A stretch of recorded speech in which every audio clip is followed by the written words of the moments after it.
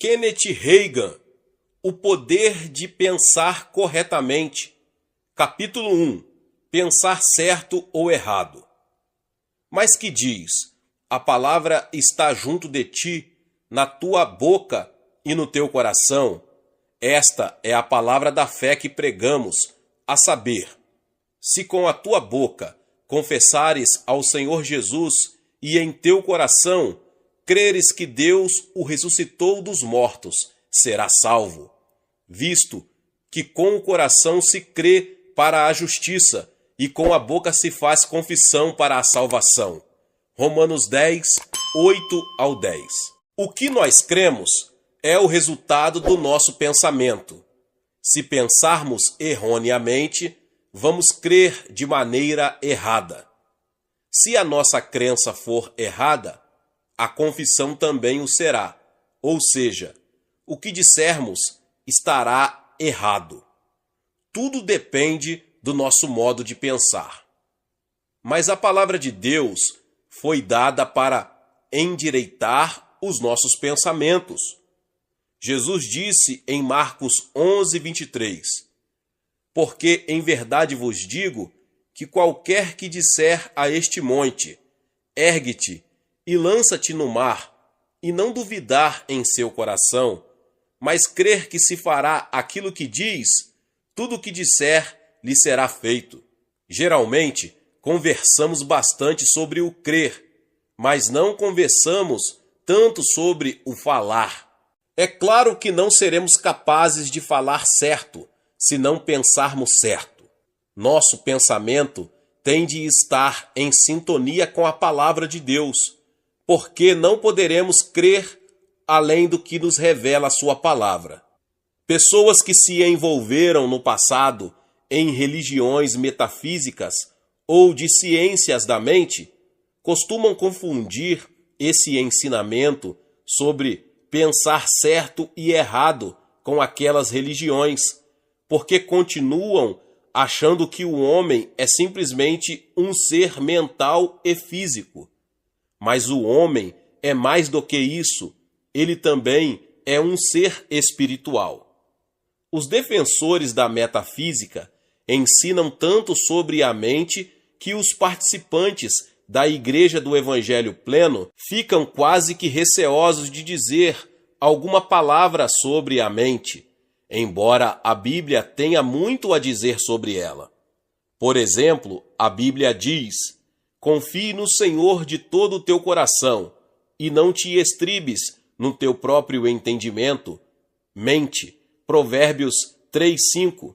E ainda, destruindo os conselhos, raciocínios e toda a altivez que se levanta contra o conhecimento de Deus, e levando cativo todo o entendimento à obediência de Cristo. 2 Coríntios 10:5. A Bíblia também nos fala: e não vos conformeis com este mundo, mas transformai-vos pela renovação do vosso entendimento, para que experimenteis qual seja a boa, agradável e perfeita vontade de Deus. Romanos 12:2. Renovamos nossa mente estudando a palavra de Deus. A Bíblia ensina a ter a mente de Cristo. 1 Coríntios 2:16.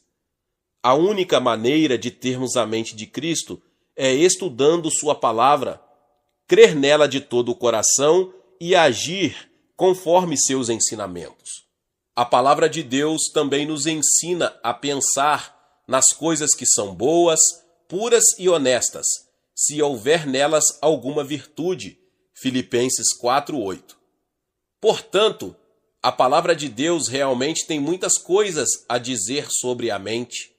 Entretanto, precisamos compreender que os pensamentos podem surgir de duas fontes distintas. Em outras palavras, os pensamentos que vêm à nossa mente nem sempre se originam dela. O diabo coloca muitos pensamentos de fora. Esta é uma fonte.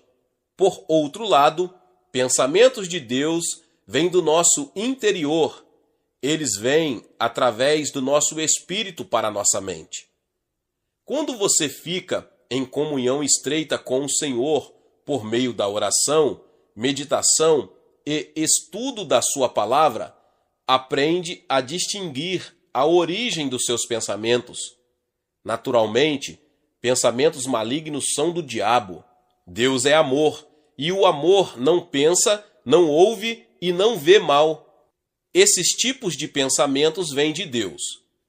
Eu tenho percebido que as referências feitas sobre a mente confundem muitas pessoas.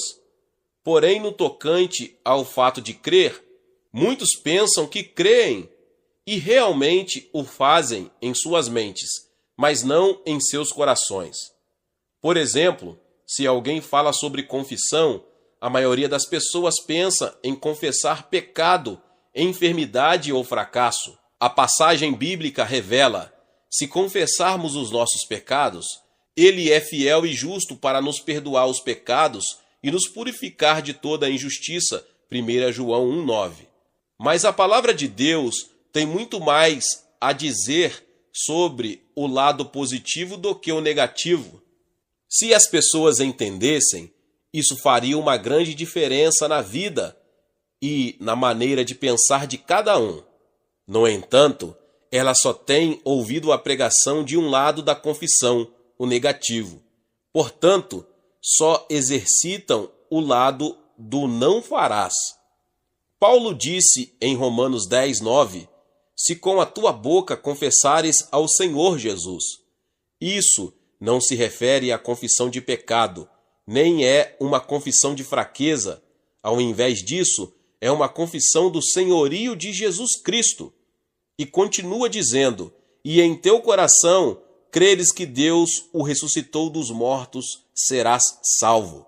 Visto que com o coração se crê para a justiça, e com a boca se faz confissão para a salvação. Esta não é uma confissão negativa, é uma confissão positiva. De fato, o cristianismo é chamado de grande confissão. Hebreus 13:1 revela que devemos considerar o apóstolo e sumo sacerdote da nossa confissão. Nesse momento, seria para nós de grande ajuda definir o significado da palavra confissão. Em primeiro lugar, é afirmar alguma coisa na qual cremos.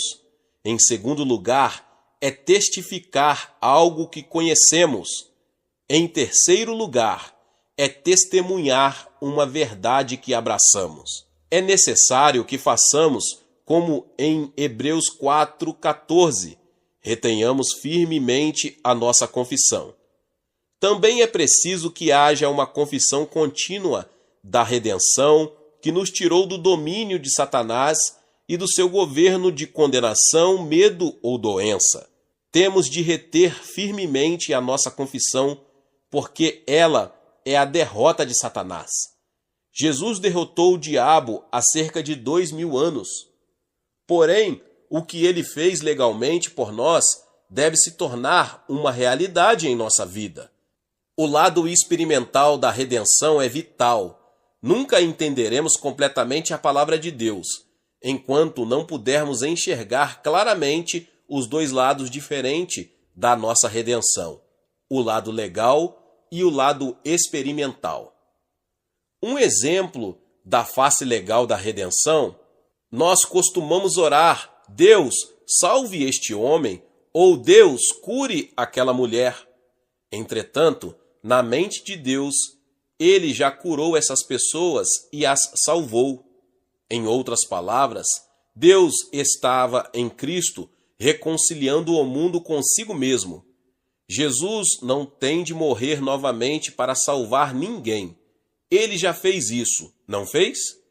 Não precisa mais verter o seu sangue. Deus já fez tudo o que precisava para prover nossa redenção. Se alguém tratar do lado legal da redenção e pregá-lo exclusivamente, as pessoas não vão realmente experimentar nada na vida. E esse é o maior problema com muitas igrejas. O que tem sido pregado é legalmente verdadeiro, mas os cristãos se tornam frios, mortos e formais, porque ouvem somente uma face da redenção, a legal, e com isso, a redenção não se tem tornado uma realidade. Por outro lado, se só for pregado o lado vital da experiência, o resultado é o fogo estranho, o fanatismo e o extremismo. E ainda, se um pastor prega somente o lado da experiência da redenção, algumas pessoas buscam experiências fora da palavra de Deus. Um equilíbrio deve ser alcançado entre os dois lados de tal forma que se possa desfrutar na vida tudo o que Deus legalmente proveu na redenção. Aquilo que o Senhor legalmente comprou, realizou e proveu para nós se torna nosso. Experimentalmente, quando cremos na palavra de Deus em nosso coração e confessamos com a boca que isso é verdadeiro. Por exemplo, podemos ver os aspectos legal e vital da redenção nos escritos de Paulo aos cristãos de Roma. A palavra da fé que pregamos, Romanos 10:8. Tal expressão não é vista no Antigo Testamento, porque as pessoas daquele tempo não tiveram a experiência da redenção disponível como nós temos. Elas sequer entendiam claramente o que profetizavam a respeito do Messias que estava por vir. Nos 4 evangelhos, também não vemos a redenção sendo citada, porque a redenção que Jesus trouxera não estava realmente disponível enquanto ele estava na terra. Ele perdoou os pecados, mas nós temos mais do que perdão de pecados na redenção. Somos feitos novas criaturas. A redenção não se tornou disponível para nós até que Jesus fosse crucificado, tivesse ressuscitado dos mortos e assentado à direita do Pai. Em outras palavras, a nova aliança não estava em vigor até o sumo sacerdote da nova aliança, Novo Testamento, começar a operar. Jesus é o sumo sacerdote do Novo Testamento. É difícil para algumas pessoas perceberem isso, porque acham que a redenção estava valendo, enquanto Jesus estava aqui na terra. Mas a redenção não estava vigorando.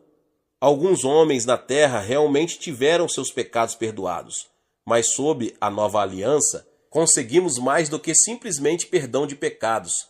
Temos um novo nascimento e nos tornamos novas criaturas em Cristo Jesus.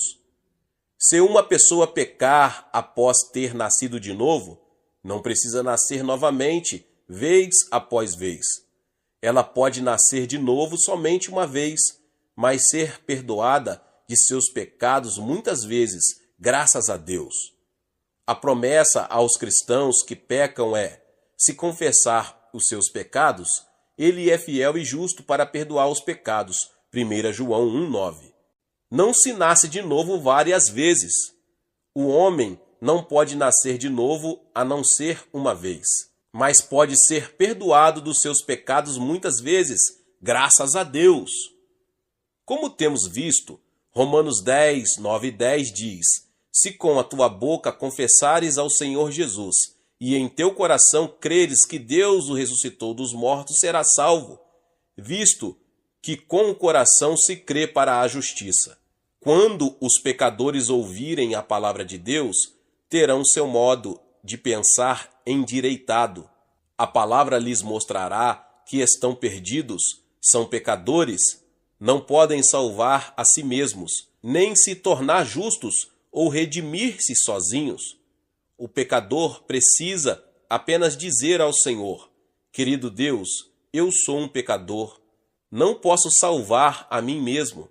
Eu sei, de acordo com a tua palavra, que eu não posso me fazer justo, mas eu te agradeço, porque tu me amas e enviaste o Senhor Jesus para morrer por mim. E pela sua justiça posso ser redimido. Eu creio que ele morreu pelos meus pecados, de acordo com as Escrituras. Eu creio que ele ressuscitou dos mortos, e esta é a minha justificação. Eu o confesso agora e o recebo como meu Salvador. Isso é pensar em linha com a palavra e crer no que a Bíblia diz. Confessá-la é criar uma realidade de salvação no espírito humano. Faz uma grande diferença o modo como o pecador é trazido à salvação. Por exemplo, se o modo de pensar de um pecador for endireitado logo no começo, se a sua atitude de crer for certa e a confissão for feita de maneira correta, será muito mais fácil para ele não vacilar na sua caminhada cristã. Por outro lado, se não lhe for dada instrução suficiente, o diabo então tirará vantagem daquilo que ele não conhece. O pecador será derrotado e roubado naquilo que Deus já fez por ele. Porque, se não conhecer a palavra e não souber como reter firme a confissão de fé, o diabo irá camuflar a situação e tentará fazê-lo sentir que nem sequer é salvo. Quando o novo convertido cometer errinhos, o diabo dirá: bem, você fez isso, agora você pode desistir e ir embora. A mesma coisa acontece quando o assunto é cura. Lembre-se de que a confissão é a derrota de Satanás. Na verdade, o versículo em Hebreus 4,14 revela: visto que temos um grande sumo sacerdote, Jesus, Filho de Deus, que penetrou nos céus, retenhamos firmemente nossa confissão, ou seja, dizer a mesma coisa. O que isso significa? Temos um grande sumo sacerdote que foi para os céus, Jesus, o Filho de Deus. Ele está lá nos representando junto ao Pai. Ele diz: eu morri por eles. Eu levei os seus pecados. Eu os redimi.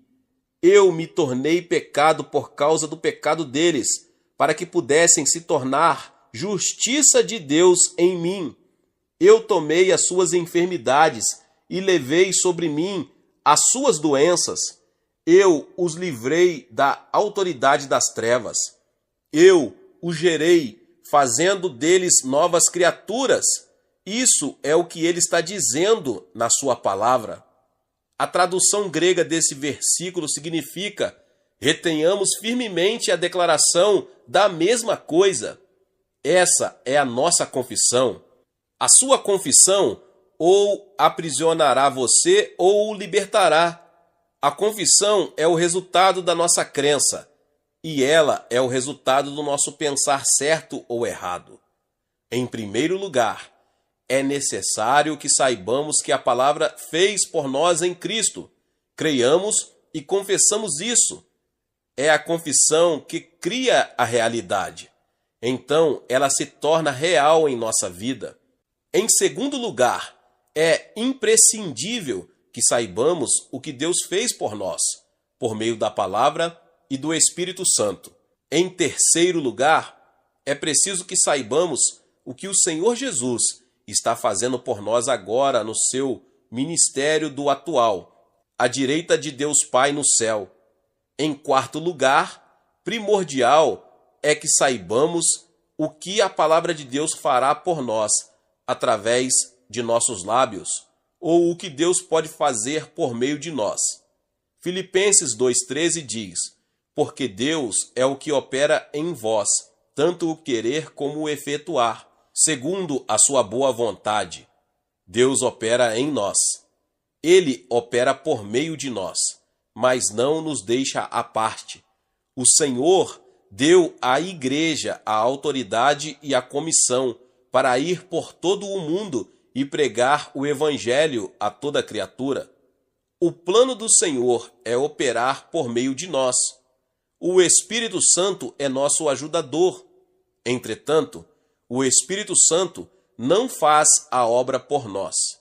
Esse é um outro ponto em que nossa maneira de pensar tem sido errada. Deixe o Espírito Santo fazê-la tem sido o clamor de muitos. O Espírito Santo não foi enviado para fazê-la. A palavra grega é traduzida como consolador. A versão revisada americana de João 14,18 diz: não o deixarei desamparado. Eu virei até você. Eu enviarei um outro ajudador. A palavra grega paracleto, que é traduzida por consolador, significa aquele chamado para ajudar. Não, Deus não enviou o Espírito Santo para que ele fizesse a obra. Ele o enviou para nos ajudar a concretizá-la.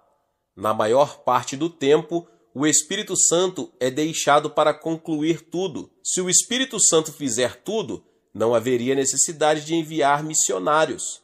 Nós oramos muitas vezes: Deus, convence este amigo dos seus pecados, traze convicção real para ele.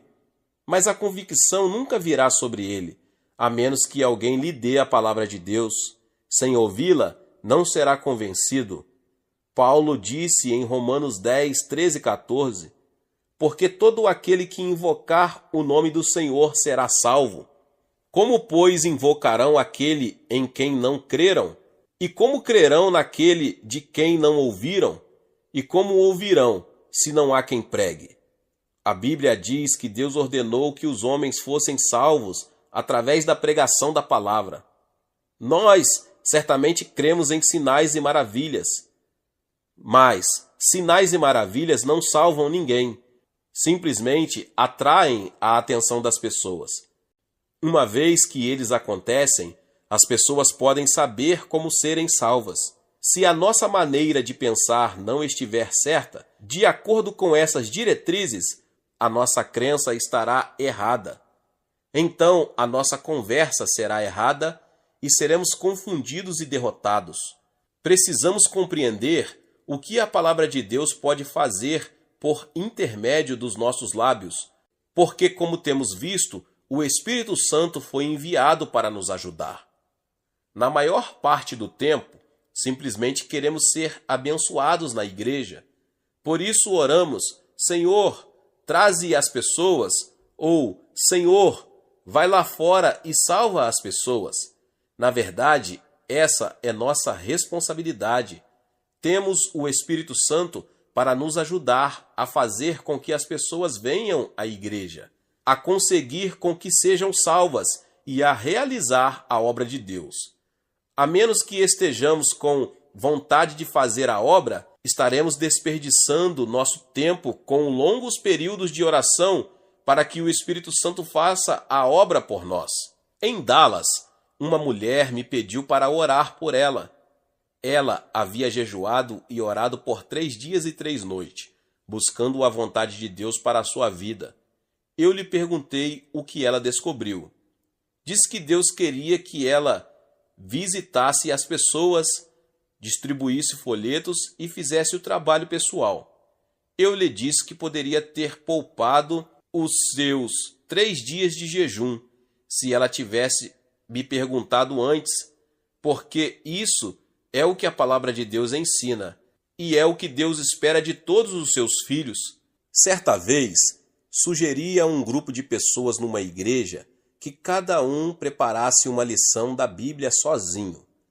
Então, se elas fossem, alguma vez, chamadas para falar em alguma assembleia, teriam mais material do que seriam capazes de usar e poderiam realmente ajudar a abençoar o grupo. Propus que os crentes lessem o Novo Testamento e, particularmente, as epístolas, porque elas estão cheias de expressões tais como em Cristo, nele e em quem. A expressão é usada ou inferida aproximadamente 134 vezes no Novo Testamento. Em todas as ocorrências está falando sobre o indivíduo, sobre o que ele tem ou o que ele pode ter em Cristo.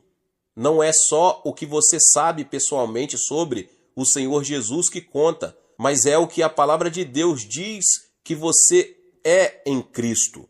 Muitas vezes os cristãos vêm até mim e dizem: irmão Reagan, eu li tal e tal na Bíblia. Eu sei o que ela diz é verdade com relação aos cristãos. Sei que somos salvos e plenos do Espírito Santo, mas as promessas não nos parecem reais. Eu então lhes pergunto: vocês alguma vez agiram como se fossem reais? Já contaram para alguém que é assim? Já confessaram que é assim? Eles responderam: não. eu queria esperar e ter certeza primeiro, levando à seguinte questão: por quê? Vocês acham que a Bíblia mentiu? A Bíblia diz que é assim. A Bíblia é uma mentira? Dessa vez, eles responderam: oh não, mas queremos que isso se transforme em realidade dentro de nós primeiro. Então falaremos. Mas a Bíblia diz: com a boca se faz confissão. Romanos 10:10. Uma promessa da palavra de Deus deve ser confessada antes mesmo de se tornar uma realidade. De acordo com a palavra, já é real. Mas para que ela se torne realidade em sua vida, você deve confessá-la como tal. Eu me lembro de uma mulher que tinha frequência à escola bíblica durante 3 anos. Ela não era uma ministra, nem reivindicava ser. Havia ido à escola bíblica para obter treinamento. O seu pastor me contou que ela era o membro mais notável daquela grande igreja. Era uma professora da escola dominical e fazia parte de todas as atividades da igreja. Ela me disse uma vez, depois que eu preguei numa reunião de uma comunidade ali perto: irmão Reiga, eu fiz o que o Senhor disse e ainda não li as 134 escrituras que o Senhor mencionou. Entretanto, li 25 delas meditando atentamente.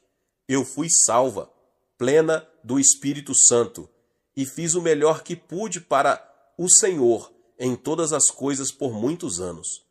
Mas o Senhor sabe, eu me sinto como se tivesse acabado de ser salva agora. O que está escrito é tão real que parece que só agora nasci de novo. Eu lhe disse que a verdade sobre esse assunto ela que era nascera de novo há muitos anos, mas nunca tinha andado na luz da sua experiência. Tudo tinha sido dela todo o tempo, pertencia-lhe, mas não por ter ousado confessar e clamar por isso. Nunca andara no que legalmente era dela. Ao confessar o que você é em Cristo, clama por isso e assim anda, está aproximando-se da realidade daquilo que legalmente é seu. Infelizmente, muitos nunca compreenderão isso, permanecerão como bebês cristãos e não serão capazes de desfrutar da plenitude do que são em Cristo. Um cristão não é renovado como um colchão. Um colchão renovado é apenas reformado. Mas o novo nascimento não é uma reforma, é uma renovação. Um cristão nascido de novo é uma criatura novinha em folha, uma nova criação.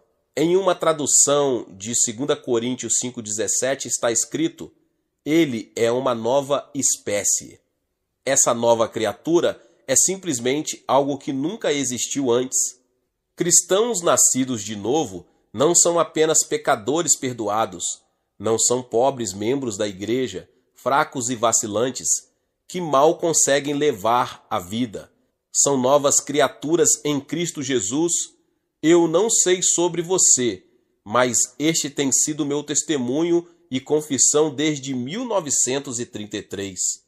Eu li essas verdades sobre redenção enquanto estava acamado, estudando a palavra de Deus. Prometi a ele, antes de começar a ler a Bíblia, eu acreditaria e aceitaria o que quer que ele dissesse em sua palavra e a colocaria em prática. Na maior parte do tempo, vemo-nos apenas como salvos do pecado. Pensamos que quase tudo que podemos fazer por aqui é simplesmente vacilar e continuar a viver na rua do mal, conseguindo levar a vida, na última casa, no final do quarteirão, lá perto do beco da reclamação. Mas Efésios 1, 7 e 8 diz: em quem temos a redenção pelo seu sangue, a remissão das ofensas, segundo as riquezas da sua graça, que ele tornou abundante para conosco em toda sabedoria e prudência. Note que se fala em quem temos a nossa redenção. É nele que somos redimidos, temos a redenção nele, Do que é que somos redimidos? Alguém dirá, do pecado. Isso é em parte. Entretanto, a realidade é que somos redimidos da morte espiritual, o que nos fez, em primeiro lugar, pecadores. Também podemos dizer que somos redimidos da maldição da lei, porque Gálatas 3,13 declara: Cristo nos resgatou da maldição da lei, fazendo-se maldição por nós, porque está escrito: maldito todo aquele que for pendurado no madeiro. Quando olhamos para a lei de Moisés, vemos que a punição por quebrar as leis de Deus era tripla: pobreza, doença e morte espiritual. Jesus veio nos redimir porque fomos vendidos ao pecado e à morte espiritual, e Satanás estava nos dominando. Mas agora temos a redenção em Cristo. O domínio do diabo sobre nós foi quebrado. Isso significa que ele perdeu o domínio sobre nossa vida no minuto em que nascemos de novo, no minuto em que tornamos novas criaturas em Cristo Jesus. Quer dizer que recebemos um novo Senhor, um novo dono para reinar sobre nós, Jesus Cristo. Antes, Satanás foi o nosso Senhor e dono. Ele nos dominava. Porém, agora que somos novas criaturas em Cristo Jesus, Ele é o nosso Senhor. Romanos 6,14 aponta: porque o pecado não terá domínio sobre vós, pois não estáis debaixo da lei, mas debaixo da graça. Se algo tem senhorio sobre você, ele exerce domínio. O pecado e Satanás são sinônimos. Em outras palavras, eles são semelhantes ou quase semelhantes em sentido ou significado. Poder-se-ia interpretar o versículo 14 de Romanos 6 como: Satanás não terá domínio sobre vós, pois não estáis debaixo da lei, mas debaixo da graça. Cristo nos redimiu, Ele é o nosso cabeça, Ele é o cabeça da igreja. Se Cristo é o cabeça da igreja e nós somos membros do corpo dele, a igreja, então ele é o nosso cabeça. O diabo tem alguma autoridade para governar o corpo de Cristo? Não! Nós somos de Cristo e devemos ser dominados somente por ele. Satanás não nos pode governar, porque se ele nos governasse, estaria comandando o corpo de Cristo, que é a igreja. Mas sabemos que Jesus é o cabeça da igreja. Portanto, por não sermos mais dominados por Satanás, doenças e enfermidades não podem mais exercer senhorio sobre nós também. Antigos hábitos não podem nos governar mais. Por quê? Porque somos novas criaturas em Cristo Jesus. Precisamos crer nessa verdade. Então começaremos a falar sobre ela. A verdade tornar-se-á realidade em nosso espírito e seremos vencedores, vivendo uma vida vitoriosa em Cristo. Como está escrito em Apocalipse 12:11, eles venceram sobre ele pelo sangue do Cordeiro e pela palavra do seu testemunho. Pode-se sempre situar uma pessoa espiritualmente pelo que ela diz. A maioria dos cristãos citam as Escrituras sobre nossa redenção e ora para que elas se tornem reais para cada um, não entendendo que são nascidos de novo em Cristo. A palavra já é uma verdade na vida deles. Tudo o que tem a fazer é reivindicar essas promessas, alcançando-as e tomando posse, apropriando-se delas por si mesmos. Muitos perguntam: se é obtido tão facilmente, por que eu não tenho isso? Se você tivesse $10.000 no banco no seu nome, mas não soubesse, não trariam vantagem alguma, mesmo que fossem seus. E você seria um mentiroso se dissesse que não eram seus. O mesmo é verdade quanto às coisas espirituais. Se você não sabe que as coisas espirituais são suas, não lhe trarão benefício algum. Você tem que torná-las suas, não do ponto de vista legal, mas do ponto de vista experimental. Uma das passagens bíblicas favoritas que me ajudou a atravessar os anos está em Isaías 41:10. Não temas, porque eu sou contigo, não te assombres, porque eu sou o teu Deus. Eu te esforço e te ajudo e te sustento com a destra da minha justiça. Isso foi escrito a Israel, mas é ainda verdade hoje para nós. Mesmo antes de fazer parte do Evangelho pleno, eu não chorava e pedia para Deus me ajudar. Eu abria a minha Bíblia em trechos como esse, Isaías 41:10, caía de joelhos diante dele e orava: Querido Deus, eu estou tão feliz porque tu estás comigo, és o meu Deus. Sempre me fortaleces e me sustentas com a destra da tua justiça, e eu não tenho que temer, porque me disseste para não me assombrar. Mesmo na hora mais negra, você pode sair por aí sorrindo. Muitas vezes dizemos: não tenha medo, dias melhores virão. Há expressões humanas de encorajamento, mas Deus diz: não temas, porque eu sou contigo. Gênesis 26:24. Essa é uma boa razão para não ter medo. Deus nos oferece saúde e libertação divinas. Pode alguém com quem ele está ainda sentir medo? Não. Se souber quem é Deus, não temerá.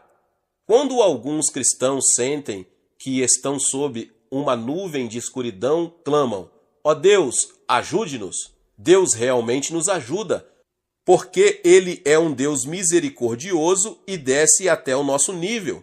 Mas é muito melhor subir ao nível dele para alcançarmos as nossas bênçãos. Podemos alimentar nossa nuvem escura com pensamentos errados, confissões erradas e crença errada.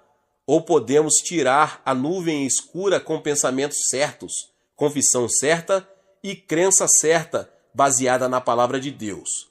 Deveria-nos tornar pessoas com mentes orientadas por Deus. E a única maneira de sermos assim é pensar os pensamentos de Deus segundo Ele. Em outras palavras, pense no que o Senhor diz na sua palavra e confesse que é verdade. Crer certo ou errado.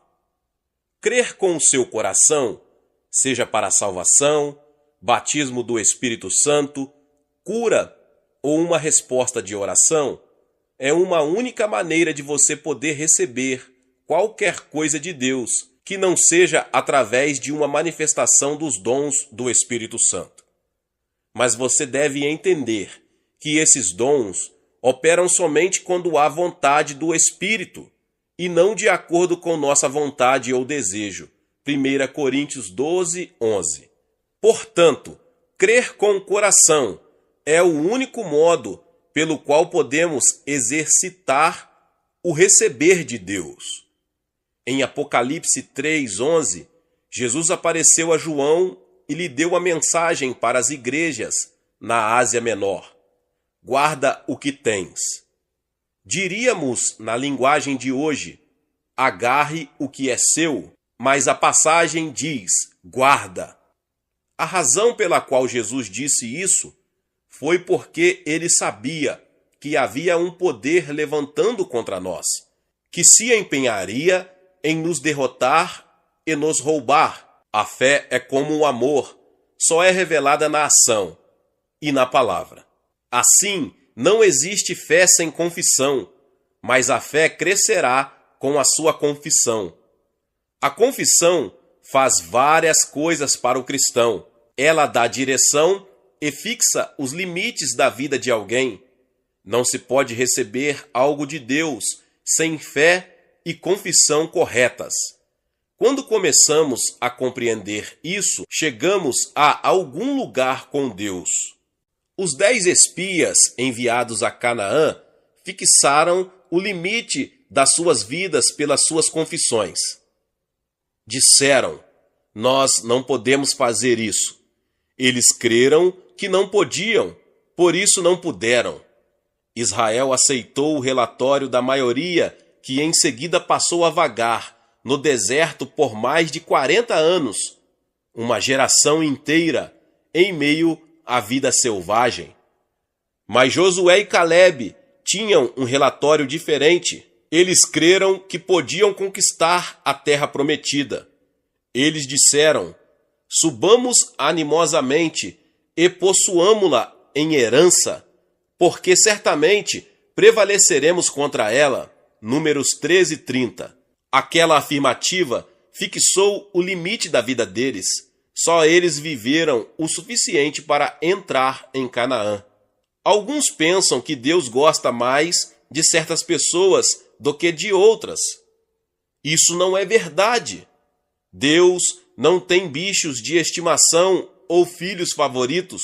Ele nos ama com o mesmo amor e fez provisão para todos nós. Deus não amou mais Josué e Calebe do que os outros filhos de Israel, porque ele estava desejoso de fazer para o restante aquilo que fez por Josué e Calebe. Todos poderiam ter ido para a terra de Canaã, mas fixaram o limite da própria vida deles com a crença errada, que resultou numa confissão errada. Paulo usou Israel como exemplo ao nos exortar a tomarmos cuidado para que não aconteçam falhas por causa da nossa incredulidade. Hebreus 3:12. Naturalmente, ele estava se referindo às promessas de Deus. Paulo disse que os filhos de Israel deixaram de entrar na terra prometida por causa da incredulidade. A crença deles estava errada. Uma das palavras gregas traduzidas por incredulidade pode também significar incapacidade de ser persuadido. Os filhos de Israel não puderam entrar na terra prometida por não conseguirem ser persuadidos a agir de acordo com a palavra de Deus. Há dois tipos de incredulidade. Número 1. Existem pessoas que duvidam da palavra de Deus por não a conhecerem. Essa é uma incredulidade baseada na falta de conhecimento da palavra de Deus, porque a fé vem pelo ouvir e ouvir pela palavra de Deus. Se não ouvem e não conhecem a palavra de Deus, não podem ter fé. Esse tipo de incredulidade se deve ao fato de as pessoas nunca terem ouvido a palavra. É por isso que muitas, completamente salvas, não creem em cura divina. Elas nunca ouviram o que a palavra ensina sobre cura. Alguns podem dizer, mas elas podem ler a Bíblia por si mesmas. Sim, podem, mas são como você e eu já fomos um dia, ensinados de um modo diferente. Estive associado a um grupo que não acreditava em cura. Desde a infância, fui ensinado que várias coisas, dentre elas a cura, não eram para nós hoje. Quando li, o assunto não ficou registrado no meu espírito, pois minha mente estava fechada para a cura divina, milagres e manifestações dessa natureza. Por isso é que se deve ter a mente aberta para a palavra de Deus. A cura para a incredulidade é estudar a palavra de Deus. Se você mesmo estudá-la, obterá conhecimento daquilo que é seu nele. Em segundo lugar, um outro tipo é falhar em ser persuadido. Os filhos de Israel sabiam que tinham de conquistar a terra prometida, porque Deus lhes dissera que ele lhes tinha dado ela, mas eles não conseguiram ser persuadidos a agir de acordo com a sua palavra. Há muitos crentes que são informados sobre a palavra de Deus, mas não conseguem ser persuadidos a agir de acordo com ela. Isso é incredulidade. A cura para esse tipo particular de incredulidade é a obediência. Você já percebeu que a maioria dos crentes são sinceros, determinados e honestos, contudo são fracos? Pode parecer uma contradição, mas não é. A razão dos cristãos serem fracos é que nunca ousaram confessar o que eles são em Cristo. Você pode saber quem você é em Cristo e o que tem em Cristo.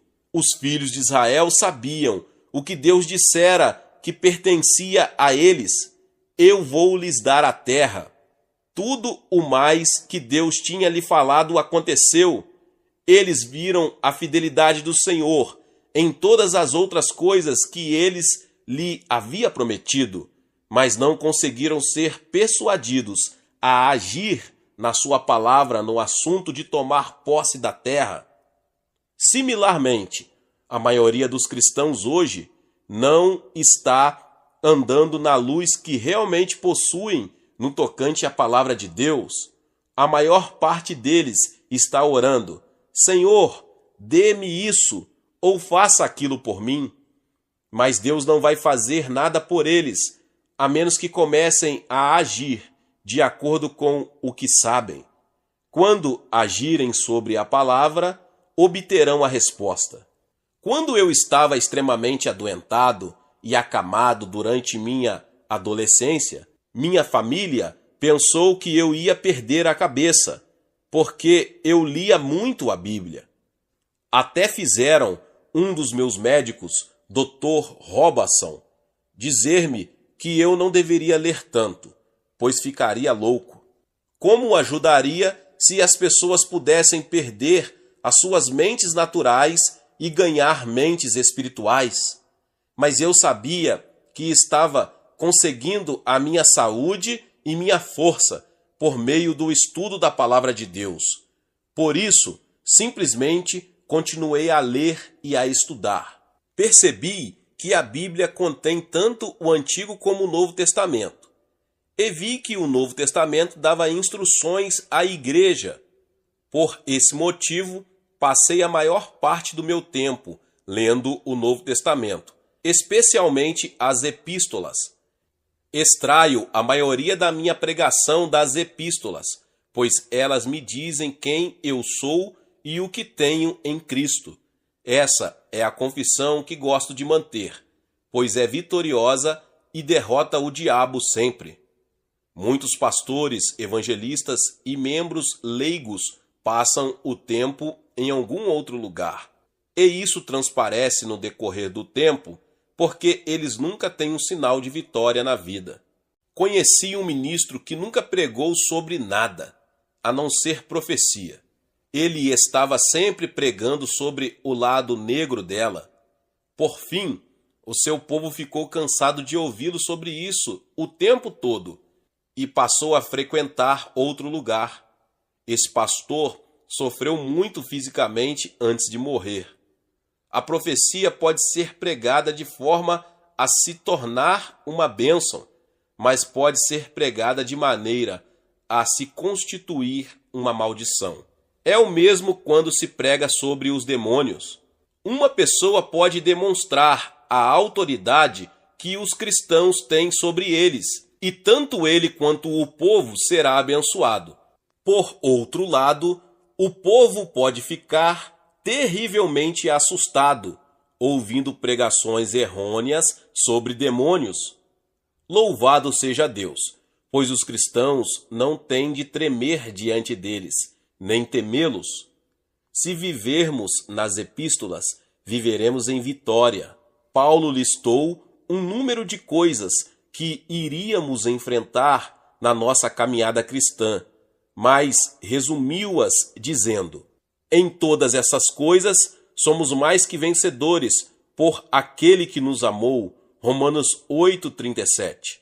Note que Paulo disse que temos vitória de sobra, porque somos mais que vencedores. Quando falo sobre a mente, isso assusta algumas congregações. Imediatamente pensam na ciência cristã. Não obstante, na realidade, a Bíblia fala muito sobre a mente. Isaías 26:3 diz: Tu conservarás em paz aquele cuja mente está firme em ti. A palavra de Deus nos exorta a termos a mente de Cristo. Quanto ao mais, irmãos, tudo o que é verdadeiro, tudo o que é honesto, tudo o que é justo, tudo o que é puro, tudo o que é amável, tudo o que é de boa fama, se há alguma virtude e se há algum louvor, nisso pensai. Filipenses 4:8. Eu creio que é por isso que muitas estão doentes, mesmo que todo mundo no país já tenha orado por elas. Ficam em todas as filas de oração para a cura e nunca a recebem. A razão pela qual elas não estão sendo curadas, é porque estão pensando incorretamente. No passado, notei que muitas pareciam ter sido ajudadas quando orei por elas. Algumas até testificaram que a dor e os sofrimentos foram embora por 2 ou 3 dias. Eu sabia o tempo todo que a enfermidade ou dor voltaria, pois o lamento ainda estava em suas vozes. Elas simplesmente continuaram pensando, crendo e falando errado, até que o problema voltou. É muito mais fácil seguir o que o homem pensa sobre as coisas do que seguir o que Deus diz sobre a situação. Algumas vezes, a coisa mais difícil do mundo é conseguir que a mente de alguém desista do que o homem fala e siga o pensamento de Deus. Precisamos meditar e pensar na palavra de Deus, bem como crer nela com o coração. Por exemplo, todos os médicos e amigos disseram que eu não poderia superar a doença que eu tinha, mas em vez de ouvi-los, escolhi crer no que a palavra de Deus dizia sobre o que ele fez por mim em Cristo. Sim, teria sido mais fácil ouvir os meus amigos, os médicos, e o que os meus sentidos estavam me contando, mas escolhi firmar-me na palavra de Deus, e hoje estou bem e saudável por causa disso. A razão pela qual a fé é tão aprisionada pelos cristãos é porque simplesmente não ousam crer e confessar o que Deus diz sobre eles. Será porque nunca leram a palavra de Deus para descobrirem quem são? Será porque ficaram parados na história passada da Bíblia, a antiga aliança, e nunca compreenderam que nós temos uma nova aliança e somos novas criaturas em Cristo, que Ele nos ama e deseja que nós tenhamos o melhor de tudo? Ou será porque estão com suas mentes tão ocupadas com coisinhas mundanas, coisas que não vão dar em nada quando ditas e feitas? Para se construir uma vida sólida na fé, você precisa acreditar e confessar diariamente o que Deus é para você, o que Jesus está fazendo por você agora à direita do Pai, e o que o Espírito Santo está realizando em você. Tudo isso edificará uma sólida vida de fé. Então, crescerá até o ponto em que você não terá medo das circunstâncias e não temerá nenhum tipo de doença ou qualquer situação. Você enfrentará a vida sem medo, será um conquistador. Depois de algum tempo, descobrirá que a seguinte passagem é verdade. Mas em todas estas coisas, somos mais do que vencedores. Romanos 8:37. Você nunca será um vencedor, a menos que confesse que o é. Uma confissão errada, naturalmente, é uma confissão de derrota e fracasso, e da supremacia de Satanás. Alguns estão sempre confessando sobre o seu combate com o diabo. Ao agirem assim, magnificam-no. Todas as vezes que uma pessoa fala de quanto o diabo o está aprisionando, como o faz ficar doente, como impede o seu sucesso, trata-se de uma confissão de derrota e fracasso. Por outro lado, quando alguém fala das coisas boas de Deus e do que ele tem feito na sua vida, trata-se de uma confissão que glorifica o Senhor. Vamos então começar uma vida vitoriosa fazendo a confissão certa. Uma vez, tendo dito que Deus ouviu a minha oração, nunca volto atrás. Não me importo com o que eu vejo, o que sinto ou o que os meus sentidos me dizem.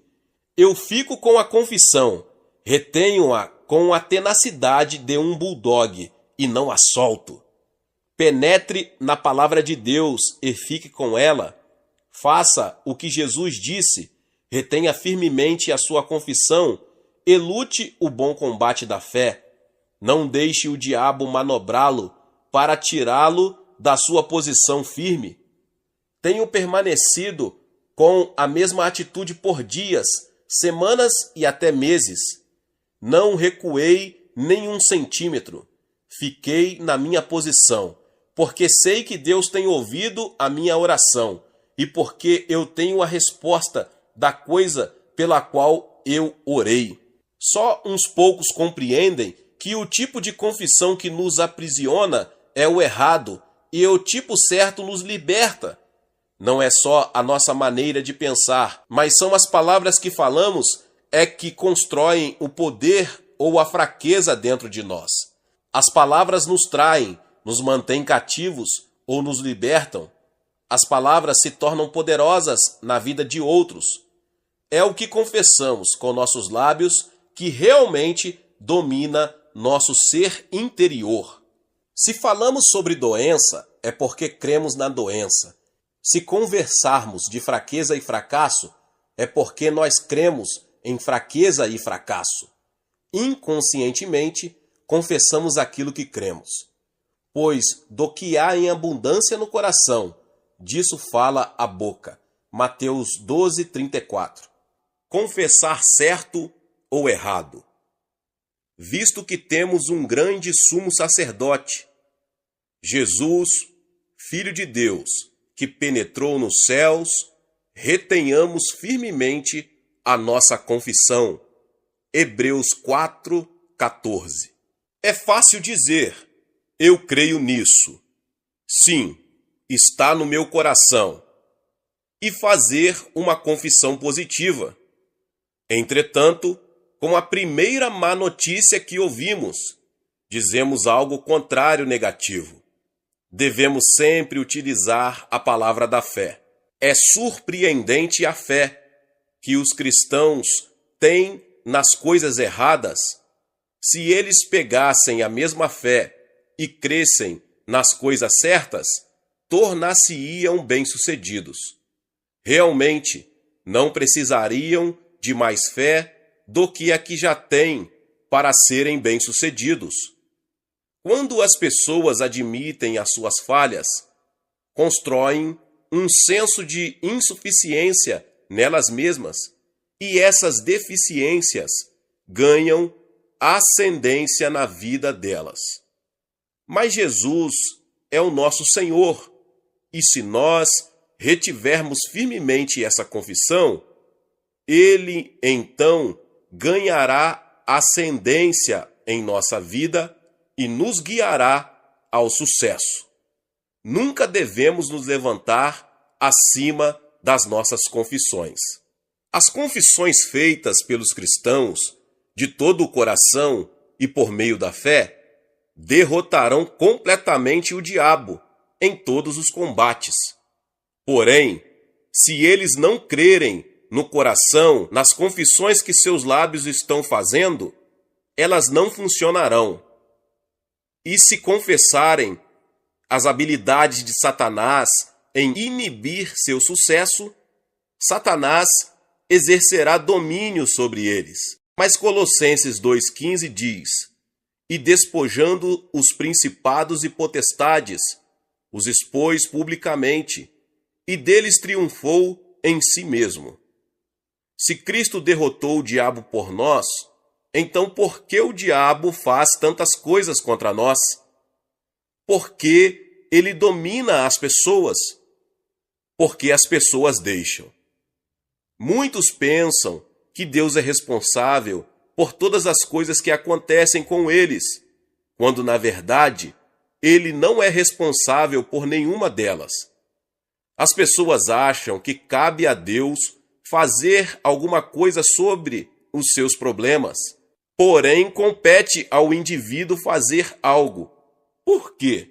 Porque depois da ascensão de Cristo, a obra que ele fez em levar adiante o grande plano da redenção foi entregue à igreja e cabe aos cristãos possuir a terra. No princípio, criou Deus os céus e a terra, e depois que ele fez tudo, entregou a Adão. Disse a Adão que estava lhe dando domínio sobre toda a obra de suas mãos. Adão podia fazer o que quisesse com a criação. Infelizmente, Adão cometeu alta traição e vendeu seu domínio ao diabo. Ao longo dos anos, a humanidade tem sido mistificada por esse ato. As pessoas se perguntam: Deus sabia o que ia acontecer. Por que Deus deixou o diabo pegar o controle do mundo? Muitas delas dizem tais coisas porque não conhecem a Bíblia. As Escrituras dizem claramente que Deus criou os céus e a terra, Gênesis 1:1, e deu o domínio de todas as obras de suas mãos à humanidade, Gênesis 1:28, Salmo 8:6. Depois de nos dar o domínio sobre todas as coisas, não era mais o responsável. O homem passou a ser, então, o responsável. Você já percebeu que cada um dos autores do Novo Testamento nos disse para fazer algo com o diabo? Por isso, os cristãos deveriam viver nas epístolas, as cartas escritas para a igreja. Pedro disse: o diabo, vosso adversário, anda em derredor, bramando como leão, buscando a quem possa tragar. 1 Pedro 5:8. Eu tenho ouvido crentes dizerem coisas como: o diabo está atrás de mim. Ore por mim, para ele não me alcançar. Orações como essas não fazem bem algum. Você também poderia dizer: brilha, brilha, estrelinha. Mas Pedro não parou no aviso de que o diabo anda em derredor bramando como leão, buscando a quem possa tragar.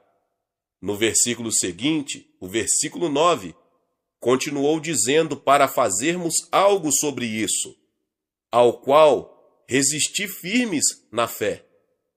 Somos nós que devemos fazer algo com o diabo. Devemos dizer a ele: a palavra diz que Jesus derrotou você. Você é um inimigo derrotado, diabo. O Novo Testamento, a nova aliança que Deus estabeleceu com o homem pelo sangue de Cristo, diz que você não tem autoridade sobre mim, pois Jesus se tornou a garantia de um melhor testamento, uma aliança.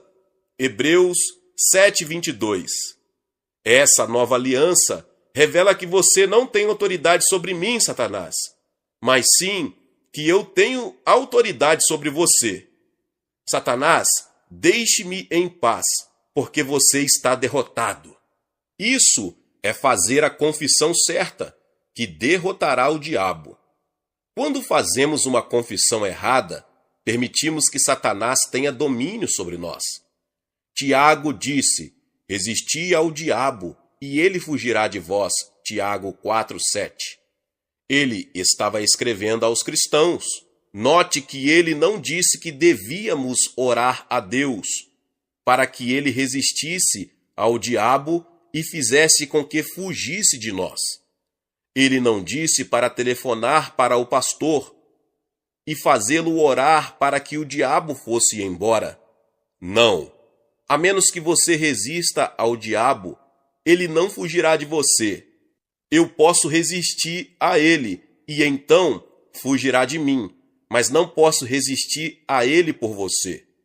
Posso orar por pessoas pela fé, mas se elas mantiverem a confissão errada, não trará bem algum. As confissões erradas anularão o efeito de minhas orações. 1 Pedro 5:8, Tiago 4:7. Na verdade, alguns conhecem tão pouco a palavra de Deus que creem que eu posso fazer por eles uma oração de fé, crendo eles ou não, e que ainda conseguirão uma resposta. Isso é tolice da parte dessas pessoas e contrário à palavra de Deus. Muitos dizem que creem no Novo Testamento, porém na verdade não creem. São ignorantes no que concerne à palavra de Deus. Perguntam: se o Senhor curar os doentes como fazia Jesus, então por que não cura todo mundo? Um homem que diz que Jesus curou a todos os doentes é um mentiroso, porque a palavra de Deus mostra claramente que Jesus não curou todos os doentes. A incredulidade das pessoas impediu que Jesus fizesse muitas obras maravilhosas. Por exemplo, em Marcos 6, 5 e 6, lemos sobre Nazaré, a cidade natal de Jesus. E não podia fazer ali obras maravilhosas, somente curou alguns poucos enfermos, impondo-lhes as mãos. E estava admirado na incredulidade deles, e percorreu as aldeias vizinhas ensinando. Jesus não podia fazer obras maravilhosas em Nazaré, não que ele não quisesse fazer. Ele não podia. Por que não podia? A Bíblia declara que foi por causa da incredulidade das pessoas. Lemos na Bíblia que todas as pessoas presentes em uma certa ocasião foram curadas. Algumas vezes eu tive todos curados nos meus cultos. Em outras, só uns poucos. A diferença está na fé ou incredulidade do indivíduo. Vemos isso ao longo do ministério de Jesus. Mateus 13:58 diz: E não fez ali muitas maravilhas, por causa da incredulidade deles. Se a incredulidade impediu Cristo de operar enquanto ele estava aqui na terra, ministrando sem medida pelo poder do Espírito Santo, João 3:34, e se Jesus hoje está operando por meio de seu corpo, pela igreja e através do poder do Espírito Santo em nós, a incredulidade o impedirá de operar por meio de nós. Quando Cristo ressuscitou dos mortos, com toda a autoridade do céu e da terra, ele delegou a autoridade na terra à igreja, aos crentes. Compete a nós fazer algumas coisas com o que Deus nos deu. Não compete a Deus, cabe a nós crermos e agirmos com base no que cremos. Paulo escreveu à igreja em Éfeso: Não deis lugar ao diabo, Efésios 4:27. O que quer dizer isso? Quer dizer que nós não devemos dar ao diabo qualquer lugar em nós, porque ele não poderá nos dominar em nada, a menos que deixemos. Quando resistimos ao diabo e fazemos a confissão certa, podemos manter domínio sobre ele.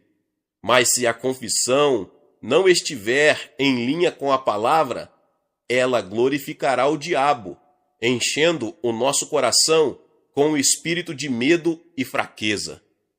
Nós nos levantaremos acima de toda a influência satânica ao declararmos: maior é o que está em vós do que o que está no mundo. 1 João 4:4. Maior é Cristo que está em nós do que qualquer força preparada contra nós. Nossa confissão é o campo de batalha onde lutamos, e é aqui onde determinamos se venceremos ou falharemos. Por outro lado, quando confessamos dúvidas e medos, negamos a graça e a habilidade de Deus. Cristãos nunca deveriam estar com dúvidas e medos, porque tais sentimentos são narcóticos do diabo. O Novo Testamento diz: Porque Deus não nos deu o espírito de temor, mas de fortaleza e de amor e de moderação. 2 Timóteo 1:7. Ele nos deu o espírito de fortaleza, amor e moderação. Louvado seja Deus! Somos da família de Deus e seus filhos, já que a fé, o amor e o poder nos pertencem. Não devemos confessar dúvidas e medos. Em vez disso, precisamos confessar o que a palavra de Deus diz. A fé crescerá mais forte à medida que mantivermos essa confissão. Se fosse para confessarmos fraquezas e doenças, estaríamos confessando abertamente que a palavra de Deus não é verdadeira e que ele falhou em fazê-la boa. Mas o que Deus diz sobre a enfermidade e doença? Em 1 Pedro 2:24 lemos: E pelas suas feridas de Jesus fostes sarados. Mateus 8:17 diz: para que se cumprisse o que fora dito pelo profeta Isaías, que diz: Ele tomou sobre si as nossas enfermidades e levou as nossas doenças. Em curai enfermos e expulsai demônios, T. L. Osborne declara: sua confissão de dor e doença é como colocar a assinatura para receber um pacote que a companhia expressa lhe trouxe. O diabo tem o seu recibo, sua confissão, mostrando que você aceitou o pacote. Não aceite nada enviado pelo demônio. Quando você confessa fraqueza ou doença, em vez de confessar que ele tomou sobre si todas as enfermidades e doenças e as levou, você está confessando que ainda as tem.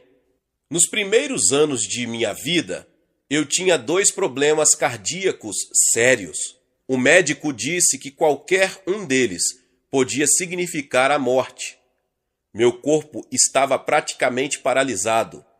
Eu era tão anêmico que a cor do meu sangue era laranja pálido.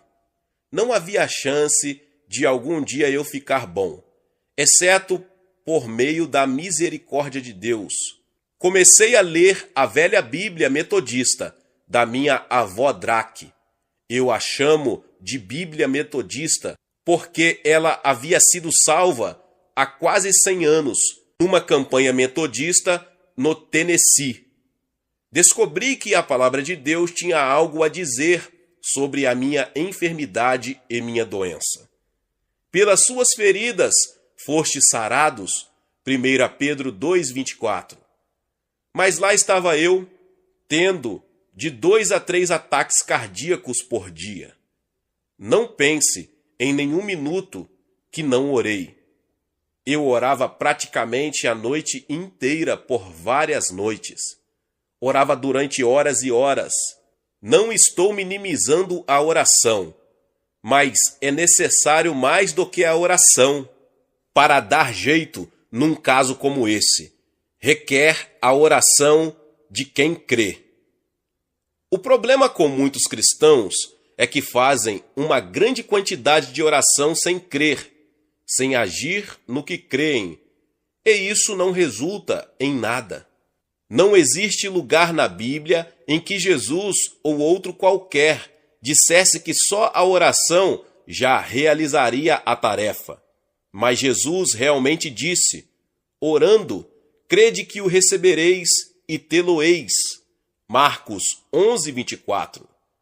E tudo o que pedirdes na oração, crendo, o recebereis. Mateus 21:22. Os cristãos dirão: vou lhes dizer, eu realmente creio na oração. Isso não significa coisa alguma. Você pode ir ao Tibete e lá achar uma religião que é mais antiga que o cristianismo, cujos adeptos também acreditam em oração. As pessoas oram constantemente. O monge faz sempre uma roda de oração. Novamente, quero enfatizar que não estou dizendo que devemos parar de orar. Estou simplesmente dizendo que a oração não é tudo que existe. Se você crê no que a palavra diz, precisa agir sobre ela quando ora. Ore, esqueça e comece a se comportar como se a resposta tivesse vindo no minuto em que você orou. Isso requer mais do que oração. Requer acreditar na palavra e agir sobre ela. Aquém de toda ajuda humana, eu era um adolescente acamado. Deus sabe das horas que passei em oração. Contudo, não tinha feito nenhum progresso em receber minha cura. Decidi que tinha de haver algo errado em algum lugar e sabia que não era da parte de Deus. Eu é que precisava mudar, porque Deus nunca muda. Perguntei: Senhor, o que está errado? Tem alguma coisa errada em algum lugar. Eu não estou fazendo contato com o Senhor. Não estou recebendo o que peço em oração. Deus me mostrou o problema pelo seu Espírito por meio da palavra. Eu tinha de acreditar que estava curado. Na realidade, a minha mente natural se rebelava contra aquilo, gritava contra aquilo. Uma pessoa pode fazer muito barulho com a sua mente, quanto pode com as mãos e pés. Embora minha mente continuasse dizendo: "Você é louco, você é louco", eu dizia: "Não, eu vejo exatamente". Aqui está o motivo pelo qual não recebi a minha cura. Ainda estou confessando que tenho um problema no coração. Ainda confesso que estou paralisado. Eu posso sentir como o meu coração age. Por isso, ainda estou confessando que estou doente. Mas Deus diz que estou curado.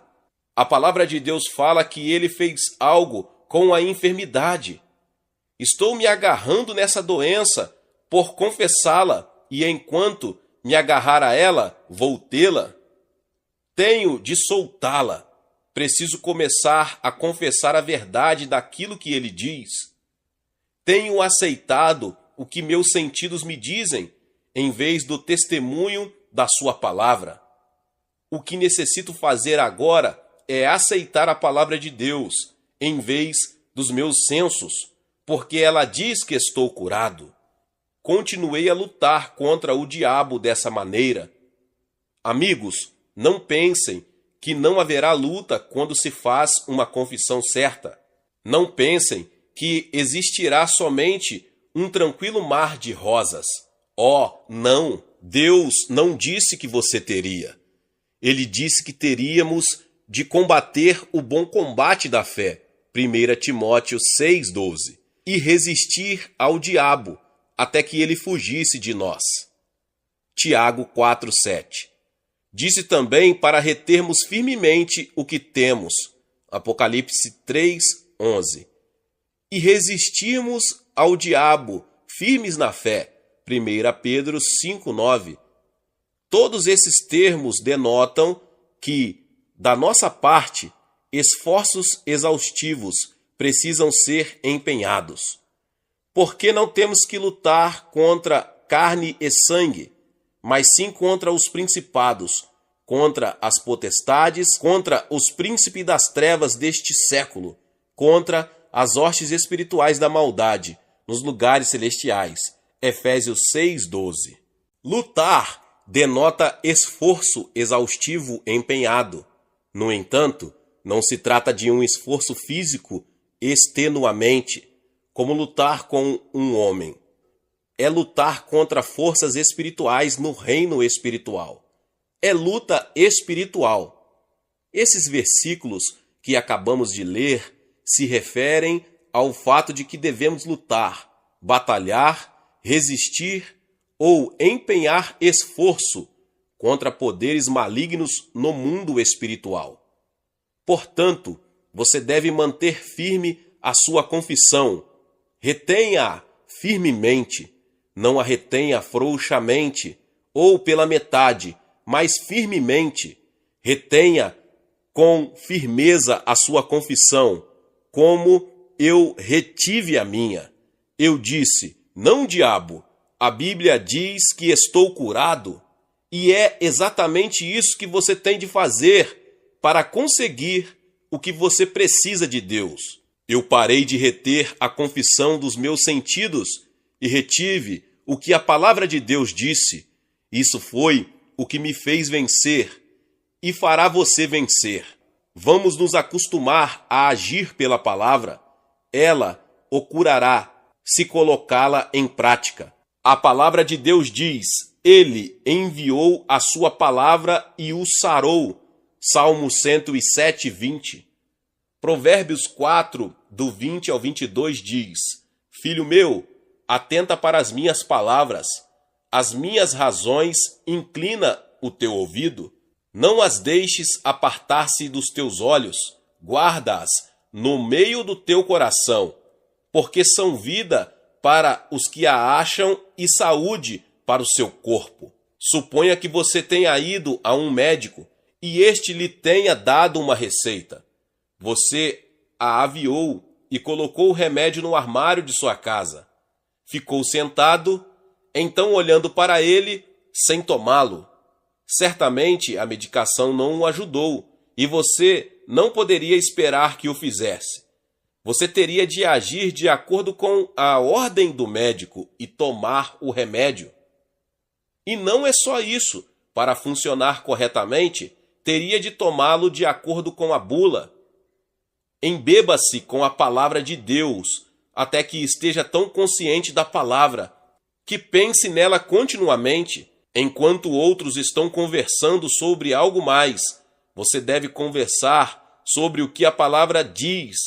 Por exemplo, a palavra diz que Deus suprirá todas as suas necessidades e que o curou. A sua confissão correta se tornará realidade. Dessa forma, você receberá tudo o que precisa de Deus. Haja na palavra de Deus hoje. Glória a Deus, Deus abençoe a vida dos irmãos. Talvez você chegou aqui pela primeira vez no canal Vinícius Siqueira e ainda não é inscrito no canal. Se inscreva no canal e ative o sininho das notificações para você não perder os vídeos que são postados aqui todos os dias. Deixe também o seu like e não esqueça de compartilhar esta palavra com mais pessoas. Glória a Deus, nos vemos nos próximos vídeos. Glória a Deus. Amém.